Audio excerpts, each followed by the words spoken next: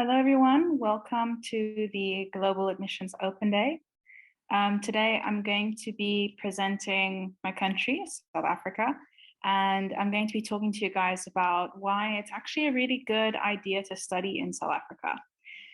Now, South Africa, for a lot of people, is not one of the first countries they think about when they think about studying abroad. However, it really is a great location to do so, and a lot of international students have had a great experience doing so. So I'm going to be explaining why South Africa, which is also known as the Rainbow Nation, is one of the best places for you to study abroad. So South Africa, which is also the official name is the Republic of South Africa, is located at the southern tip of Africa. It is surrounded by both the Atlantic and Indian Ocean, and it is famous for its biodiversity, for nature, mountain ranges, wildlife parks, and it is a melting hot pot of different cultures, which is also why it is called the Rainbow Nation. So a lot of people, when they hear the country name South Africa, they think of Nelson Mandela. He is known as the grandfather of our nation, and our currency is called the Rand when we speak in daily life. However, if you were to look it up, it would be the ZAR. So some of the advantages of studying in South Africa is that we really do have great academic programs and a lot of cultural diversity. And you're going to be seeing that we have a lot of really highly ranked universities, which is one of the main draws to studying in South Africa. As a developing country, we have a growing economy. It is also the strongest economy in Africa. And that is also another great reason for a lot of people to study economics and finance in South Africa. South Africa is also known as sunny South Africa because we have really good weather. And although we don't just have sunny weather all round, we do have our seasons. However, we never get any really cold weather like snow. It doesn't really go below 5 degrees Celsius anywhere. So for the most part, we have very nice weather. And it is affordable. Now, this is due to several factors, including that the South African Rand is very weak compared to other stronger currencies.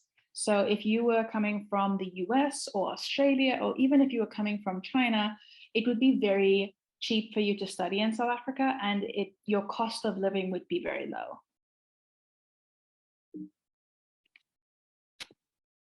So today I'm going to be giving a brief overview of 3 of the most popular universities that students like to apply to in South Africa.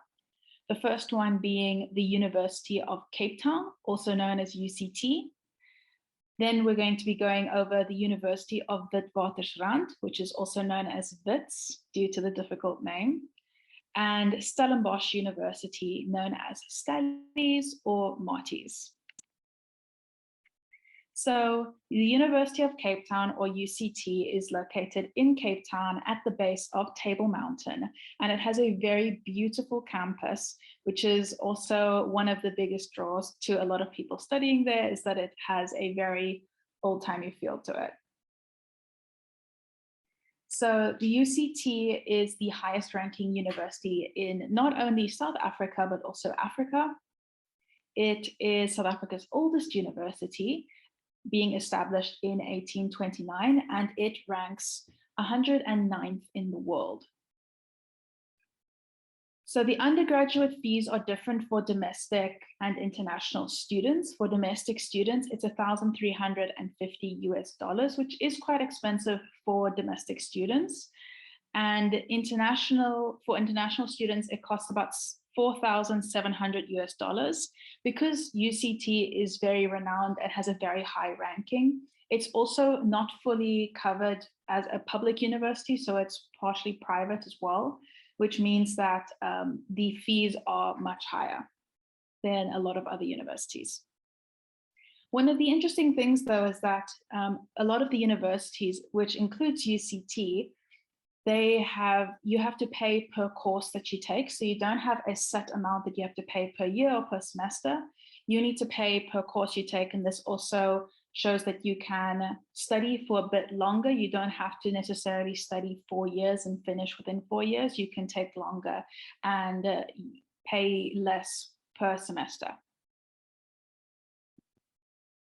The next university I'm going to be going over is the University of Witwatersrand, WITS.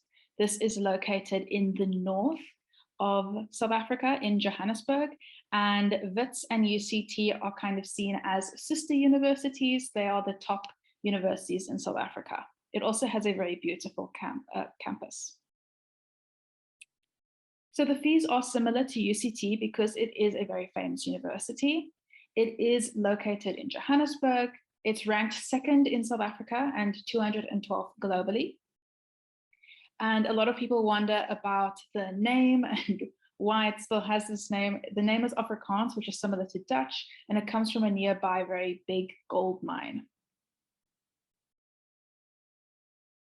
Then the third university, which is Stellenbosch University, which is known as Stellies or Marties, also has a very pretty campus. It is located in a very small town called Stellenbosch, just outside of Cape Town, which is renowned for its vineyards. And therefore, this university is very big for students who want to study agriculture or viticulture. A lot of people wonder why the university students are called the Marties, and that comes from the Afrikaans word tamati, which means tomato. And that's just because they have the red school logo and color everywhere. So Stellenbosch University is one of the more popular universities for South African students to apply to. It is ranked third in South Africa and 307th globally. And the campus is very different from the other two campuses and from most of the campuses in South Africa because the campus is spread out over the entire town. It doesn't have an enclosed campus, so that is something to keep in mind if you would prefer to have an enclosed campus. The reason why Stellenbosch University is so popular is because it has such a huge sorority and fraternity culture. So if that is something you're interested in, that is something that you can look into. However, for some people, they don't really like this type of culture, so they prefer to study at other universities. It is also cheaper than the other universities. It's about $2,600 per year.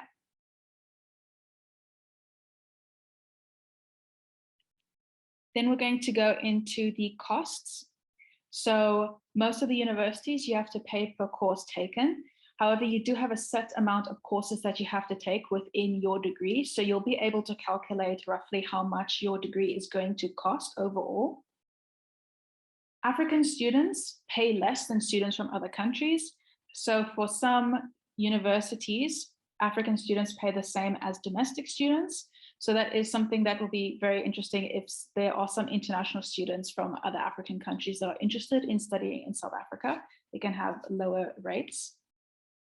Student housing is also very different from other countries. A lot of universities cannot guarantee that you'll get a place in the dormitory because it's given on a merit basis. So only students with the highest grades get a place in the dorms. But this means that there's also a lot of very cheap student housing and apartments very close by the university, which is what a lot of students look into. Okay, so I'm going to be going over the application process quickly. So because South Africa is located in the Southern Hemisphere, our seasons are reversed, which means that our academic year is also different from the usual academic year that you might experience. So our academic year starts at the end of January, beginning of February, and it ends at the beginning of December, which allows us to have a summer holiday during December and January. So this means that there is no September intake, there's only a March intake. So if you guys are interested in applying to next year's March intake, you can start applying around November. You will need your grade 11 and grade 12 marks, or your final year marks and the year just before your final year. this is required, and the grade 11 marks are very important to some universities. And then again, the accommodation is given on a merit basis, so this cannot be guaranteed. So I would definitely start looking around the university area to see what accommodation is available.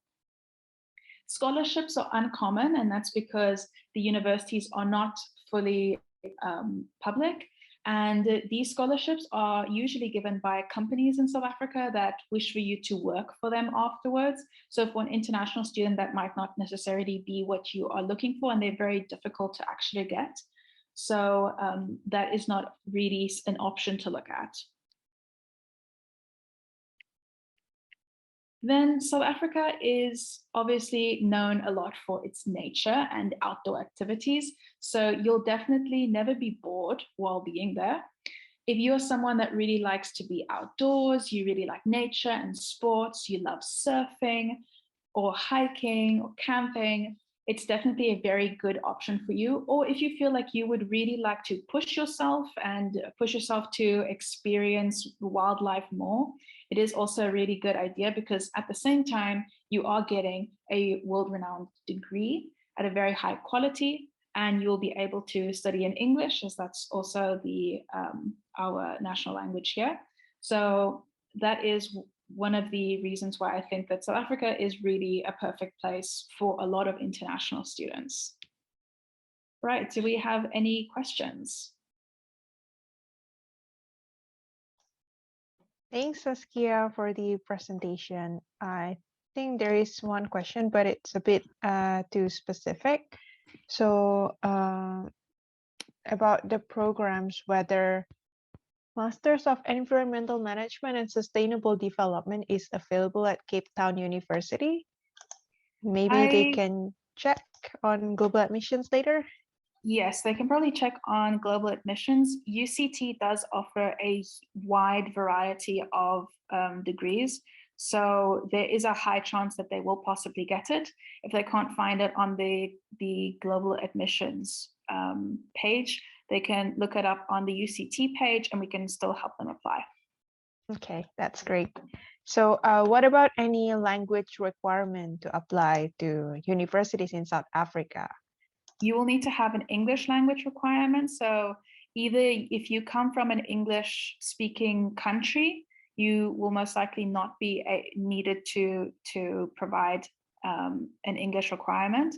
However, if you have a TOEFL or an IELTS, that is something that they can look at as an English certificate.